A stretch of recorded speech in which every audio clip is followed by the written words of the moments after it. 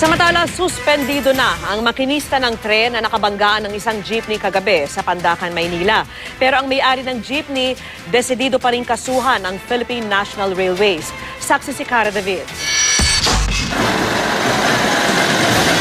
May crossing bar, karatula ng stop, look and listen at dalawang crossing guard para pahintuin ang mga sasakyan tuwing may paparating na tren.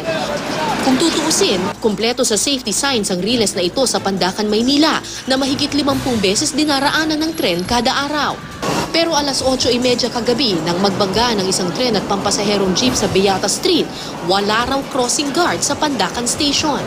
Ito yung schedule ng tren dito sa Pandacan Station at kung titingnan natin yung last trip nito, 8:17 ang nakasulat. Kung kaya, kagabi, around 8:30 in the evening, wala nang crossing guard.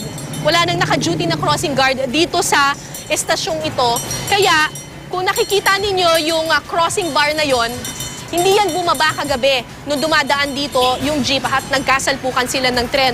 Pero meron namang mga signages na stop, look and listen. At ang sabi ng mga tao, doon pa lang daw sa may lugar na yon, doon sa may istasyon na yon, ay bumubusina na at malakas na daw yung buga ng ilaw ng tren. Pero nagtuloy-tuloy pa rin daw yung jeep sa pagharurot nito. At dito mismo, sa lugar na ito, nangyari yung salpukan ng tren at ng jeep. Ayon sa PNR, service train nila ang dumaan kagabi para magtungo sa kanilang maintenance depot. Wala talagang schedule ang ganitong mga biyahe, kaya sinadya raw ng makinista ng tren na bagalan ng takbo nito at magbusina habang nasa malayo pa lamang. Dito nga sa particular place na to, Beata, yung apparently yung crossing keeper had gun. So alam ng driver yon. That's the reason why napakabagal ng train when it reached Beata. And that's also the reason why it was able to apply the brakes. No? Ang problema kasi sa jeep, sabi ng driver sa yung mga tao namin, it never stopped.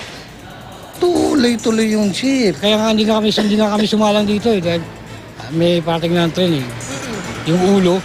Oo, nakita nyo na yung ilaw. Oo. Pero gate ng may-ari ng jeep, wala raw narinig na busina ang kanilang driver. Biglang may sumulpot na tren. Hindi raw po kasi bumubusina, wala raw pong ilaw. Kaya balak daw nilang sampahan ng kaso ang PNR. Wala pang sagot tungkol dito ang PNR. Ang makinista naman ng nabanggang tren, sinuspindi muna ng PNR habang iniimbestigahan ng insidente. Pakiusap ng PNR sa publiko, galangin ang right-of-way ng mga tren. Kami may-ari ng right-of-way na yan. It's like a private road. So kung makikidaan tayo, di ba? Ang hinihingi lang naman ng may-ari ay you stop, you look, you listen.